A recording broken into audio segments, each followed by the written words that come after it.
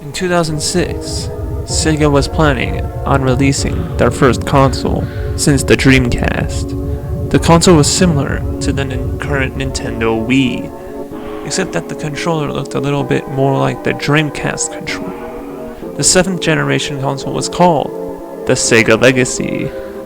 The first and only game ever worked on for the Legacy was a new game to go along with the console called Sonic Legacy.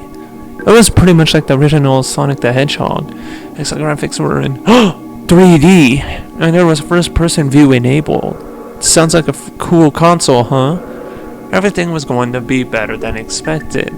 Before they announced it as finished, Sega gave the Sega Legacy to 5 employees who had kids. They wanted kids to test out the console and see how they liked it. 2 of the families refused, but the other 3 were more than happy to test it out. Sega even promised to give them a free console afterwards. 2 days later, one of the employees' names, 8-year-old son, was playing Sonic Legacy after he had gone to bed at 10 p.m. He woke up at random and turned on the Legacy. A few minutes later, he walked into his parents' room. His eyes were widened. He had an eerie smile. "What is it, son?" asked the father. The boy stood there with a big grin on his face. "I'm Robotnik," he said in a raspy voice. The voice was distorted and muffled. Suddenly, the lights went out. The power was out all night long. In the morning, the mother went to wake their son for school.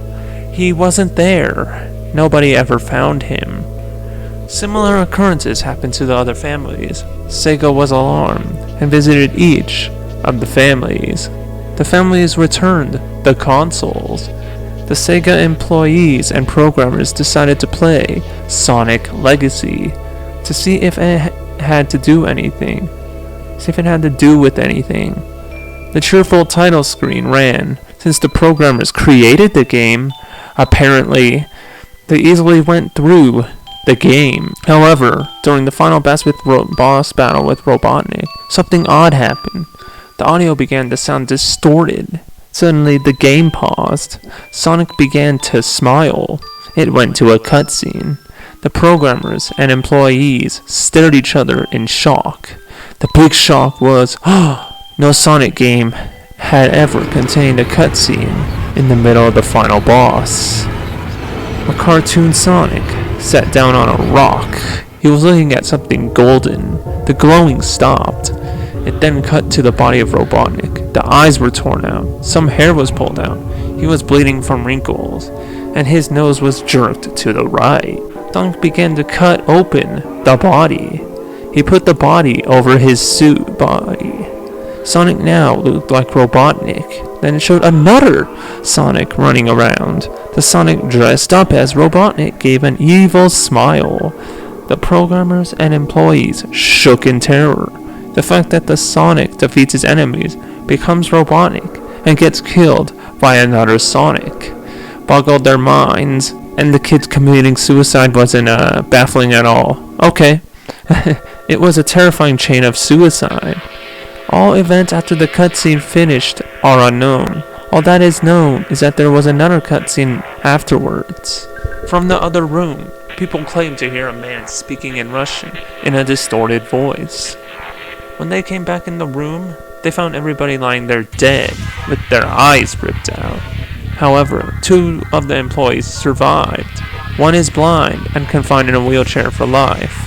He refuses to speak to anyone besides his family and close friends.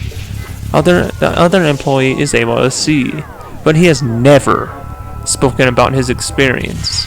He is unable to be outside without someone with him, and is said to have recurring nightmares. All copies of the Sonic Legacy were said to be destroyed. This led to the cancellation of the Sega Legacy console. In 2009, an avid video game bootlegger found the Sega Legacy. The report is that he was able to play Sonic Legacy on the console without the CD. A few days later, He was found dead in his closet, where he had hung himself.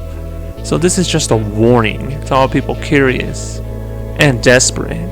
Don't try to find the Sega legacy unless you're willing to risk your life and suffer from recurring nightmares and demons.